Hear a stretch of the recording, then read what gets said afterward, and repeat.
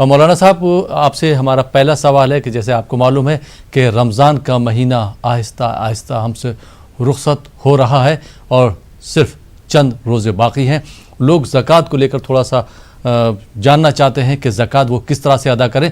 تو ہمارے ناظرین کو یہ بتا دیجئے کہ جو ان کے پاس زیور کتنا زیور ہونا چاہیے جس پہ زکوٰۃ واجب ہو جائے گی, یا چاندی یا مال و زر کتنا ہونا چاہیے جس پہ زکوٰۃ واجب ہو سکتی ہے, اور ان کو کتنی % زکوٰۃ دینا ہے, وہ آپ ہمارے ناظرین کو بتا دیں.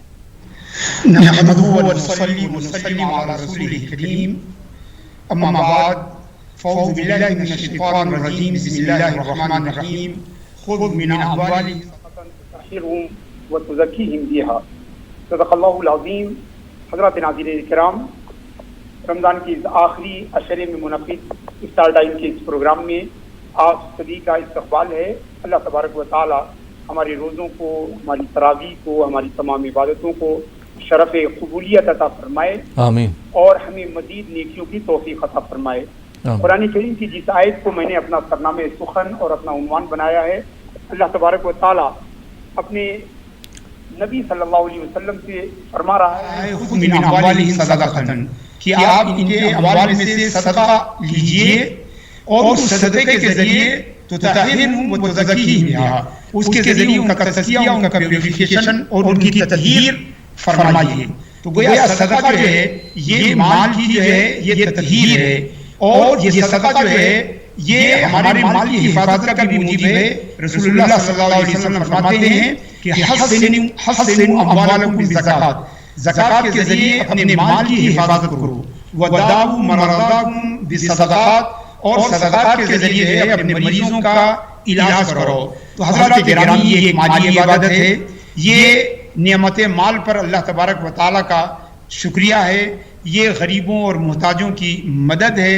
زکوٰۃ اسلام کا ایک بے حد اہم فریضہ ہے اور اسلام کے 5 ستونوں میں سے ایک ستون ہے, اور نماز کے فوراً بعد جو ہے اس کا درجہ آتا ہے.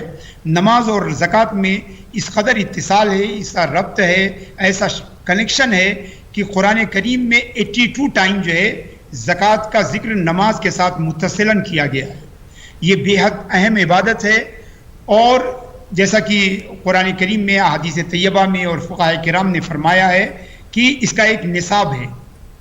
اس کا نصاب یہ ہے کہ جو مال ہے اس پر جو ہے 7.5 تولہ سونا یا 52 تولہ جو ہے وہ چاندی ہے, یہ نصاب ہے.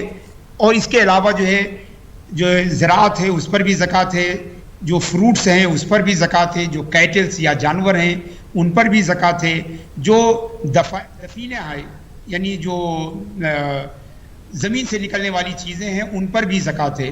سونے کی زکوٰۃ یہ ہے کہ 7.5 تولہ سونا جو ہے اس پر جو ہے آپ کو اگر وہ ہے یا اس سے زیادہ ہے تو آپ کو 2.5% اس پہ نکالنا ہوگا. 2.5% آپ کو نکالنا ہوگا, یعنی 40 جو ہے 40 تولے پر جو ہے وہ 1 تولہ سونا آپ کو نکالنا پڑے گا. اور اگر اس کے مساوی رقم ہے, مال ہے, تو اس کا بھی یہی حکم ہے. اس کا بھی یہی حکم ہے. 7.5 تولہ سونا جو ہے آج کے موجودہ جو ہے وزن کے اعتبار سے جو ہے تقریباً 85 گرام ہوتا ہے.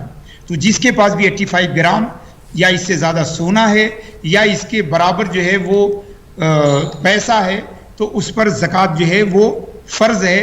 زکوٰۃ کی فرضیت کی ایک شرط اور ہے کہ اس مال زکوٰۃ پر نصاب پر پورا 1 سال گزر گیا ہو. تو جس مال نصاب پر پورا 1 سال گزر گیا ہو اور اس کی مقدار 7.5 تولہ سونا یا اس کے مساوی جو ہے وہ رقم ہو, اور وہ اس کے انسان کی جو حاجت اصلیہ ہے, جو اس کی ضروری حاجتیں ہیں اس کے علاوہ ہو, تو اس پر زکوٰۃ جو ہے وہ فرض ہے. اور زکوٰۃ نہ ادا کرنے پر کتاب اور سنت میں بڑی سخت وعید آئی ہے.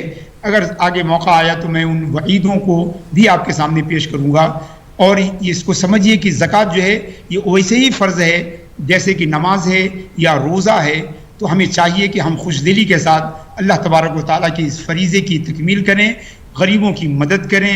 آج جو پینڈیمک کے اس دور میں آج ہمارے چاروں طرف غربا, محتاجین, ضرورت مند جو ہے وہ پھیلے ہوئے ہیں, سڑکوں پہ جو ہے شب و روز چل رہے ہیں.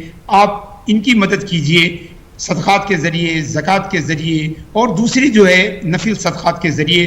یہ ایک بڑا اہم وقت ہے ملک پر، انسانیت پر، تو ہمیں چاہیے کہ ہم لوگوں کی ان مجبوروں کی زیادہ سے زیادہ بڑھ کے مدد کریں.